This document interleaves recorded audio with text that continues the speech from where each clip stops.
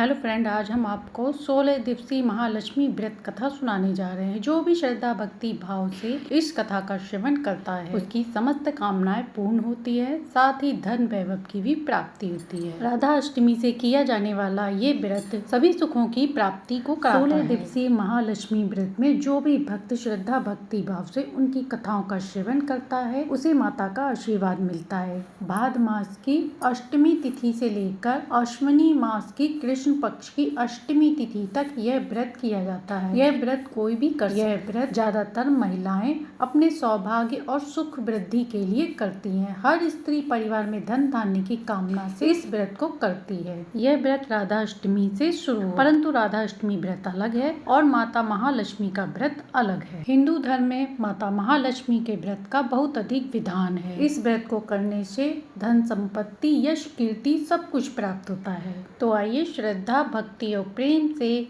माता महालक्ष्मी व्रत की कथा का आरंभ करते हैं। तो प्रेम से बोलिए माता महालक्ष्मी की जय। एक समय महर्षि श्री वेद व्यास जी हस्तिनापुर पधारे। उनका आवागमन सुन महाराज धृष्टराज उनको आदर सहित राजमहल में ले गए। स्वर्ण सिंहासन पर विराजमान कर चरणोदक ले उनका पूजन किया। श्री व्यास जी ने माता कुंती और गांधारी से हाथ जोड़कर प्रश्न किया, हे महामुनि, आप त्रिकालदर्शी हैं, अतः आपसे मेरी प्रार्थना है कि आप हमको कोई ऐसा सरल व्रत पूजन बताएं जिससे हमारा राज्य लक्ष्मी सुख संपत्ति पुत्र पौत्रादि व परिवार सुखी रहे। इतना सुनकर वेद व्यास जी कहने लगे, हम एक ऐसे व्रत का पूजन व वर्णन करते हैं जिससे सदा लक्ष्मी जी का निवास होकर सुख समृद्धि की वृद्धि होती है। यह व्रत श्री महालक्ष्मी जी का है जिसे प्रतिवर्ष अश्विनी कृष्ण अष्टमी तिथि को विधि पूर्वक किया जाता है। हे मुनि, इस व्रत की विधि हमें विस्तार पूर्वक बताने की कृपा करें। तब व्यास जी बोले, हे देवी, यह व्रत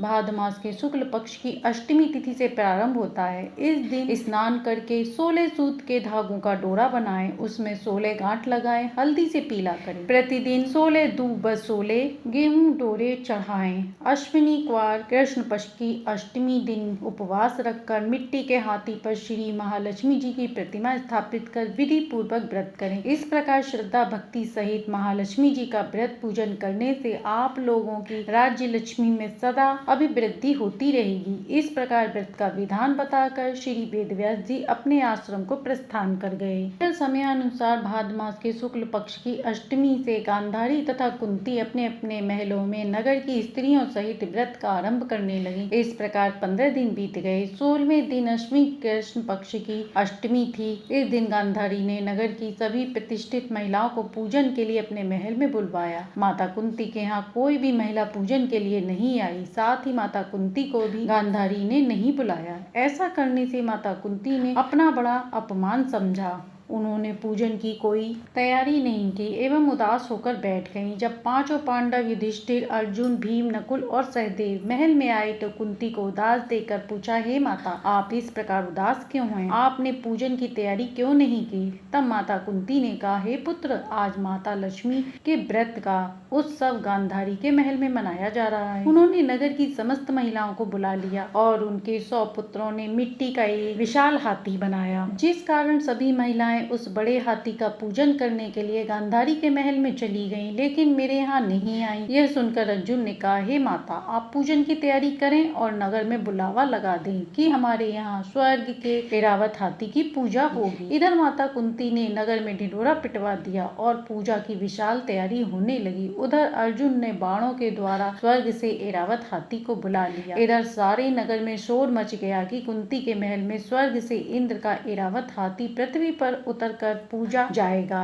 यह समाचार सुनकर नगर के सभी नर नारी बालक एवं वृद्धों की भीड़ एकत्रित होने लगी। उधर गांधारी के महल में हलचल मच गई। वहां एकत्रित हुई सभी महिलाएं अपनी अपनी थालियां लेकर कुंती के महल की ओर जाने लगी। देखते ही देखते कुंती का सारा महल ठसाठस भर गया। माता कुंती ने ऐरावत हाथी को खड़ा करने हेतु अनेक रंगों के चौक पुरवाकर नवीन रेशमी वस्त्र बिछवा दिए। नगरवासी स्वागत की तैयारी में फूल माला अबीर गुलाल केसर हाथों में लिए पंक्ति वृद्ध खड़े थे। जब स्वर्ग से इरावत हाथी पृथ्वी पर उतरने लगा तो उसके आभूषणों की ध्वनि गूंजने लगी। इरावत के दर्शन होते ही जय जयकार के नारे लगने लगे। सायंकाल के समय इंद्र का भेजा हुआ हाथी इरावत माता कुंती के भवन के चौक में उतर आया। तब सब नर नारियों ने पुष्पमाला अबीर गुलाल केसर आदि सुगंधित पदार्थ चढ़ाकर उनका स्वागत किया। राज्य पुरोहित द्वारा इरावत पर महालक्ष्मी जी की मूर्ति स्थापित करके वेद मंत्रों द्वारा पूजन किया गया। नगरवासियों ने भी महालक्ष्मी पूजन किया। फिर अनेक प्रकार के पकवान लेकर इरावत हाथी को खिलाया और यमुना का जल उसे पिलाया। राज्य पुरोहितों द्वारा स्वस्ति वचन करके महिलाओं द्वारा लक्ष्मी का पूजन कराया गया।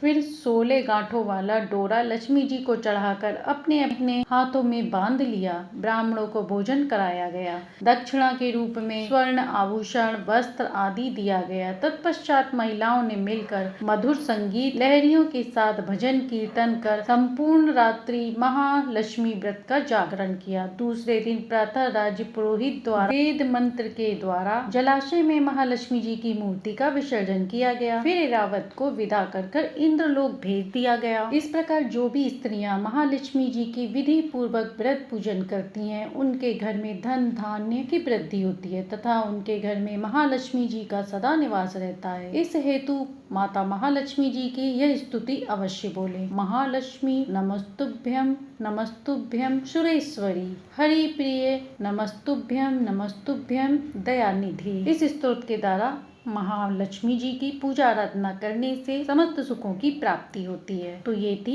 16 दिवसीय माता लक्ष्मी की व्रत कथा। जो भी श्रद्धा भक्ति भाव से इन कथा का श्रवण करता है उसे सुख सौभाग्य में वृद्धि होती है। आइए जानते हैं इसकी पूजा विधि। सर्वप्रथम सूर्योदय से पहले उठकर स्नान आदि कर माता की चौकी स्थापित करें। व्रत का संकल्प लें। माता को प्रणाम कर हाथ में जल पुष्प फूल अक्षत लेकर माता की पूजा का संकल्प लें और कहें, हे माँ, आपकी कृपा से मैं ये महालक्ष्मी 16 दिवसीय व्रत कर रही हूँ। कृपया करके मेरा संकल्प पूरा करने में मेरी मदद करें। बिना विघ्न परेशानी के मैं ये व्रत पूर्ण कर पाऊँ। हाथ में कच्चा सूत का 16 तार का 16 गांठ वाला धागा बांधे। धागा बांधते समय माता महालक्ष्मी के मंत्र का जाप करें। चौकी पर लाल वस्त्र बिछाकर अष्ट कमल दल बनाएं। उसके ऊपर माता की मूर्ति साथ ही मिट्टी के हाथी को स्थापित करें और हाथी को भी सजाएं। इन दिनों हाथी की पूजा करना बहुत शुभ माना जाता है। उसके बाद कलश रखें। कलश में 1 रुपए का सिक्का,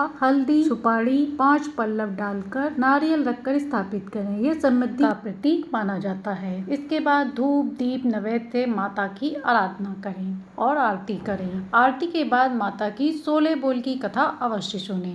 अमोती दमोती रानी पोला पर ऊंचो सो पर पाटन, गांव जहाँ के राजा मगर सेन दमयंती रानी, कहे कहानी सुनो हो महालक्ष्मी देवी रानी, हमसे कहते तुमसे सुनते 16 बोल की कहानी। अमोती दमोती रानी पोला पर ऊंचो सो पर पाटन, गांव जहाँ के राजा मगर सेन दमयंती रानी, कहे कहानी सुनो हो महालक्ष्मी देवी रानी, हमसे कहते तुमसे सुनते 16 बोल की कहानी।